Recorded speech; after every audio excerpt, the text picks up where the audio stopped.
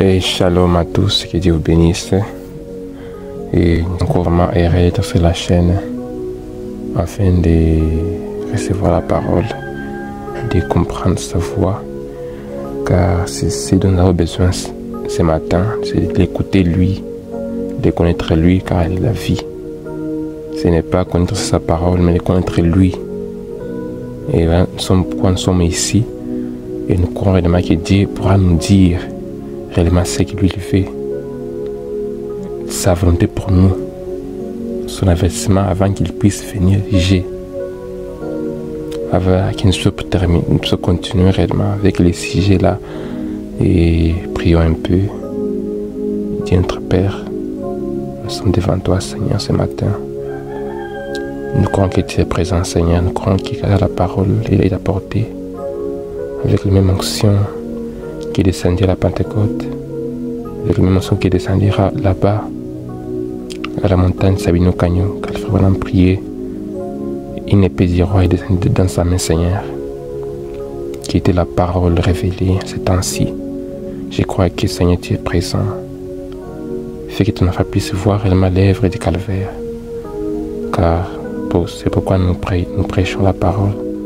Quand tu es mort là-bas, quand tu es mort et que tu as accepté réellement de porter nos fardeaux, tu as accepté réellement de porter nos péchés, Seigneur. Car tout ce qui a causé ta mort, Seigneur, pas cette souffrance-là, Seigneur, mais c'était nos péchés que tu as mis dans ces vins-là. Seigneur, nous te remercions pour ce que tu as fait là-bas, Seigneur. Fais que ma soeur, mon frère puisse faire cela aussi, Seigneur. Car je sais que c'est là où il y a réellement ce problème, Seigneur Jésus. Je crois que réellement, quand il voit cela, Seigneur, il sera guéri, il sera sauvé. Quand réellement il voit cela, Seigneur, ce matin, Seigneur, il sera joyeux. Il pourra enlever ses soucis dans ce qui est dans ce monde, afin de voir réellement ce que toi tu as fait. Car tu reviens bientôt, Seigneur, et il n'y a aucun avenir. Il n'y a aucun réellement ce qui est précieux. C'est maintenant quand tu vas venir prendre ton église, Seigneur. Fais que mon frère puisse voir cela, Seigneur. Car ça pourrait donner la joie et la paix. Je crois que, Seigneur Jésus, cette parole ici pour donner l'avertissement. Enlève-moi du chemin, que toi tu puisses venir et leur parler, Seigneur. Car ces gens-là, ils veulent te voir. Quand on voit l'homme, Seigneur, on est mort. Quand on écoute la parole d'un homme, Seigneur, on est mort. Mais quand on écoute ta voix, Seigneur, à travers cet homme-là, on est guéri. Car tu ne fais rien sans, disait l'homme, Seigneur. C'est pourquoi il n'y a pas moyen qu'il puisse parler sans s'intermédiaire d'un homme, Seigneur. Fais que mon frère puisse comprendre cela. Révèle cela, mon frère, Seigneur. Qu'il puisse comprendre que réellement c'est toi, ce n'est pas moi. Et c'est ce qui te va le faire, car je l'ai prié, j'ai déjà prié. Et je crois que quand nous prions et que nous recevons, c'est à quoi nous prions. Et je crois que tu es déjà présent, Seigneur. Je crois que tu prends déjà ces micros pour parler. Et parle alors, Seigneur, pour ton peuple. Afin que ta voix puisse guérir, puisse sauver. Car tu as dit à ton prophète que réellement, si réellement les sincères, car il prie, que même les cancers, car tu avais dit les cancers, parce que c'est qui était grave en ce moment-là, même les cancers sera guéri si tu es sincère. Et moi, ce matin, Seigneur, je vois dans la voix du prophète, dans la parole qui est infaillible, dans ton prophète, que cette même prière que j'ai pris maintenant, dans les prophètes, ça sera exaucé par car je crois réellement à cette commission-là. C'est pourquoi il est tout puissant maintenant, ce matin, Seigneur, qui est ton peuple. J'ai pris cela au nom du Seigneur Jésus-Christ. Amen. Qui Dieu bénisse richement encore. Mon cœur, j'ai des joies de vous partager encore la parole. Car ce qui est précédent dans ce monde, tout sera détruit. L'argent sera détruit. Tout ce que nous avons fait comme étude sera détruit. Tous nos biens, mais sauf la parole, cela demeurera pour toujours. Voilà pourquoi la chose la plus précieuse que Dieu peut donner ce matin, c'est sa parole. Et les recevoir, c'est la vie. Recevoir la parole. Car maintenant, quand le fait d'être dit maintenant, de connaître où est-ce qu'il réside, où ça demeure maintenant, c'est quand il te pardonne les péchés. C'est pourquoi la parole dit, j'ai fait les uns comme apôtres, prophètes, pasteurs et conseils, mais c'est lui qui est le vrai apôtre. C'est pourquoi quand tu reçois ces bureaux-là, cet office, c'est Dieu qui est dans l'office. Nous sommes comme seulement des maisons, des bureaux où dire des mères en fait de parler. Voilà pourquoi nous continuons vers le sujet. Dieu ne fait pas venir un homme en jugement sans l'avoir premièrement averti. Nous voyons comment est-ce qu'Ézéchias était un homme qui avait fait des erreurs, avait commis un péché. Et puis Dieu envoie Ésaïe, le Dieu qui va mourir. Nous montrons vraiment que Dieu, avant qu'il puisse te juger, il doit d'abord t'avertir. Alors, si on parle des types de la Bible, à ce moment-là, Dieu avait averti au travers son prophète. Et Dieu ne change pas. Ce sont les hommes qui changent. C'est pourquoi la parole nous dit que toute la parole de l'homme soit mensonge et que la mienne soit reconnue comme vraie. Car l'homme ment toujours, mais Dieu dit dans l'homme, sa parole dans l'homme ne ment jamais. C'est pourquoi Dieu nous a pour nous avertir réellement de ce qui va arriver. C'est pourquoi laissez-moi vous lire les prophètes, car c'est celui qui procède réellement la volonté de Dieu à ce moment-ci. Disons dans le paragraphe 45 à 46 de ce serment-là, avertissement puis jugement. Le monde aujourd'hui est exactement dans la même situation qu'Ézéchias autrefois. Le monde a été averti. Il est constamment averti. L'Église est avertie. Vous écoutez? Donc l'Église c'est une personne. Dieu est averti que Dieu va juger la terre. Par les faits. Parce que c'est la terre est déjà perverti. Alors Dieu a jugé bon de toute la terre. Parce que ce qui s'est passé au temps de Noé, c'est pas ce mois-ci. Et cela avait amené Dieu à être dégoûté de la terre. Ce qui s'est passé au temps de Noé, c'est pourquoi Dieu avait dit, je vais de toute la terre par l'eau. Et ce moment-là, Dieu prêchait au travers de Noé, il avait un message. Et Noé prêchait pendant 120 ans. Tous ceux qui n'avaient pas écouté Noé devaient périr. Vous me comprenez très très bien. Même si tu sais que tu allais à l'église, tu louais Dieu, tu donnais les dîmes, tu gênais, c'est bien. Tu vivais la parole de Dieu, 10 commandements, c'était bien. Mais si tu n'avais pas écouté Noé, sa parole, qu'il lui avait dit de faire l'arche, et que les gens devaient entrer dans l'arche pour être épargnés des déluges, il devait te périr, mon frère. C'est pourquoi la même chose se répète. Dieu envoie un autre prophète comme Moïse. C'est la parole nous a dit. Je citerai d'entre vous un prophète comme toi. C'est ce que Dieu avait dit à Moïse dans Deutéronome chapitre 18 verset 15. Un homme comme toi, un prophète, vous l'écouterez. Alors écoutez, c'est quoi maintenant? C'est écouter son prophète. Car Dieu ne fait rien sans révéler son secret à ceux des prophètes. C'est pourquoi Dieu avait révélé à Ésaïe qu'il va, que Ézéchias va mourir. Et Ésaïe est parti à informer réellement à Ézéchias ce que Dieu va faire. C'est pourquoi Dieu aussi nous a fait ce matin pour t'informer, pour dire réellement que Dieu va détruire la terre avec un feu. C'est la promesse de Malachie 4:5. Voici les jours qui viennent, ardents comme une fournaise. Oh là là. Les méchants seront comme des chaumes. Donc tous ceux qui vont refuser la vérité, qui ne pourront pas croire, ils seront comme des cendres au pied des gistes. Alors là, il a dit encore, pour vous qui craignez mon nom s'élèvera le soleil de la justice. Voilà ce qui est précieux. C'est d'écouter les prophètes de Dieu, on sera épargné. Et continuons ici. Et maintenant, ces choses n'arrivent pas par hasard. Oui, Dieu ne fait rien au hasard.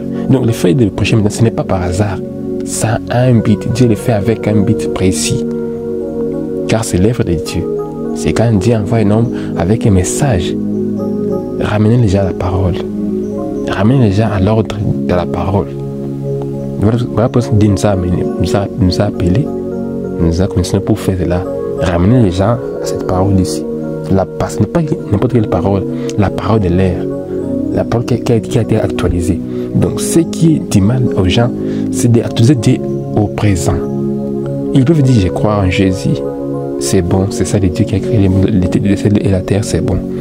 Je crois vraiment à Pierre, et je crois vraiment à Jean, c'est une bonne chose aussi. Mais quand tu ne crois pas Dieu au présent, où est-ce que Dieu maintenant demeure maintenant? Où est-ce que Dieu maintenant s'actualise? C'est au travers, Malachie 5, Dieu dit ceci, voici j'enverrai les prophètes. C'est là où on doit voir Dieu. Donc si on ne reçoit pas Dieu en ce temps-là, donc dans les prophètes, on sera fichu. Voilà pourquoi Dieu nous dit maintenant, faites ces gens-là à recevoir Dieu. Car tous ceux qui n'avaient pas reçu Noé à ce moment-là, ils devaient mourir. Vous voyez frère, c'est ça. Donc, Dieu n'est pas se contredire. Ce sont les hommes qui se contredisent, mais Dieu, lui, reste toujours fidèle à sa parole. Écoutez son message ce matin. Ça va te bénir. Eh bien qu'Ézéchias soit tombé malade et qu'il y ses furoncles, ça n'était pas par hasard. Le film d'être dans un état qui est maintenant, ce n'est pas par hasard. Dieu veut que tu puisses être là pour en fait se glorifier, envoyer un homme pour t'aider. Parce que Dieu, au commencement, il était sauveur, il était guérisseur, il était créateur, tout était en lui. Alors il voulait se manifester. C'est pourquoi, est-ce qu'on appelle Logos, c'est qui sont sortis de Dieu. Alors c'est là que Dieu a commencé à créer. Donc c'est à ce moment-là qu'il Dieu s'est manifesté comme créateur, il s'est créé dans ce Logos. Alors, comme tout était en Dieu, il ne pouvait pas être. Donc, on ne pouvait pas savoir que Dieu était un guérisseur sans qu'il y ait un malade. Impossible. Il fallait que quelqu'un tombe malade, et ensuite Dieu puisse venir et sauver la personne. En fait, il va dire, vraiment Dieu est un guérisseur. Tu commences à le louer. C'est pourquoi Dieu deviendra un sauveur s'il y a quelqu'un qui est perdu. Or, le fait de nous être perdu, c'est quand nous sommes nés dans la chair humaine, cette chair ici, qui a été conduite dans les péchés, née dans l'iniquité, c'est comme ça qu'Ésaïe dit. Il faut d'abord que nous soyons perdus dans cette chair ici, quand nous sommes dans le péché qu'Adam et Ève ont commis, afin que Dieu puisse venir nous sauver. Voilà pourquoi Jésus-Christ est venu, la Samarie, pour une personne qui était perdue, qui était vraiment indigne. C'est là qu'il est sauvé. La posture que les gens pour lapider ce malade, c'est les gens qui Jésus-Christ avait besoin. C'est pourquoi aussi Jésus-Christ ne veut pas te lapider, non. Il veut te sauver. Il veut manifester réellement son attribut d'être sauveur. C'est ma croyance sa parole. Quand la Samaritaine avait dit, je vois que tu es refait. Je vois que Dieu t'a envoyé. Je sais que c'est ma Dieu veut. C'est ma de reconnaître son jour et son messager. Alors, ce qui fait du mal à Dieu, c'est quand un homme ne croit pas à l'autre. Donc, quand l'homme ne veut pas recevoir quelqu'un qui dit qu'il l'a envoyé, quand on peut dire qu'on croit en Dieu, c'est bien. Est-ce que tu as déjà crié à celui qui l'a envoyé, là où il s'est fait actualiser en ce moment-ci? Car c'est facile de croire en Jésus. En ce moment, c'est facile. Jésus, c'est quoi? C'est la parole. Quelle parole alors? La parole de l'air qui est venue par son prophète. C'est pourquoi la parole est venue là-bas à Ésaïe, à ce moment-là. Dieu a envoyé Ésaïe là-bas et lui a dit de mettre sa vie en ordre. Voilà. Quand on parle d'un apôtre, et par rapport à ce que moi je vous dis, par rapport à la parole que je vous apporte, c'est quelqu'un qui met de l'ordre dans la parole, qui amène les gens à recevoir la parole. Vous voyez, il amène les gens en ces derniers temps à recevoir la parole de l'air, à montrer les gens la vérité par rapport à ce que nous vivons, par rapport à cette parole que Dieu a envoyée. Car moi j'ai un message. Bon, parlons un peu car non, les prophètes majeurs et les prophètes mineurs. Dans l'Ancien Testament, Moïse est un prophète majeur, Jésus est un prophètes mineurs. Or, on retient que la parole de Dieu ne vient qu'au prophète. À quel prophète maintenant? Au prophète majeur. Moïse était un prophète majeur parce que c'est de lui qui est venu les 10 commandements, est venue la loi. Nous sommes d'accord avec cela. Alors, et cette loi-là a fait sauter les gens en Égypte vers Palestine. Alors Dieu en route avait dit, Moïse, toi tu es fatigué, bon. Il avait commis une erreur, bon. C'est Dieu qui connaissait ce qu'il faisait. Et puis Dieu encore c'était Josué. Josué était venu aussi avec la parole que Moïse l'avait dit. Répète ce que mon serviteur Moïse a dit. Ce n'est pas Josué, Josué avait un autre message, non. Il avait seulement ce que Dieu avait laissé avec Moïse. Alors parce qu'à ce moment-ci, nous sommes seulement des Éphésiens 4. Car la parole nous dit ceci que les prophètes modernes, ce sont des prédicateurs. Les Éphésiens 4. Alors nous, ce que nous avons seulement ce matin, ce n'est pas un message qui est nouveau. C'est seulement ce que Dieu a dit à son serviteur, frère Branham. C'était lui qui était le prophète majeur à ce temps-ci. Donc c'est là où Dieu a voulu interpréter sa parole, au travers de son prophète. Et le prophète a dit là-bas qu'il a interprété. Donc c'est Dieu, c'est le prophète qui a dit, il a interprété de Genèse à Apocalypse. Dieu a dit d'enregistrer cela parce qu'il va aider les gens. Vous voyez, c'est là où on trouve Dieu. Quand on l'actualise à ce moment-ci, dans Malachie 4.5, c'est là où on va trouver la vie. Car là où il y a Dieu, il y a la vie. Et là où il n'y a pas Dieu, il y a la mort. Donc Dieu est dans sa parole. Et la parole de l'air. Car tout le monde peut la Bible, c'est bon. C'est une bonne chose. Mais avoir réellement sa clé, l'interprétation de cette parole-là, cette Bible, c'est ça le problème. Oh, Dieu va se les révéler au travers son serviteur. Car la parole dit ceci dans Apocalypse 10, verset 7, que quand le système ange de l'église sonna la trompette, tout le message de Dieu sera révélé. Quand le prophète là viendra, annoncera la parole, Dieu fera tout pour vraiment révéler son secret au travers de cet homme-là. Ah, ok. Continuons ici, car il allait mourir. Mais Esaïe a pleuré et a dit à Dieu, j'ai marché devant toi avec une intégrité du cœur, je t'ai pu d'épargner ma vie pour une cause, pour une bonne cause, la cause de Dieu. Dieu a parlé à son prophète. Il a dit, retourne vers lui. Dieu ne fait rien sans révéler son secret à le prophète. C'est pourquoi elle a répondu encore à ce prophète, va vers lui. C'est pourquoi nous allons vers vous, parce que Dieu nous a envoyés, parce qu'il ne fera rien sans l'homme. C'est pourquoi quand tu vois l'homme, tu vois l'œuvre de Dieu dans l'homme, tu seras sauvé. Car la femme, la prostituée là, avait vu l'œuvre de Dieu dans Jésus. Elle a été sauvée. Ils avaient dit, va et ne pêche plus. Les péchés, c'est quand on ne croit pas. L'incrédulité à la parole. Seulement ça, c'est que Dieu condamne. Il dit ceci.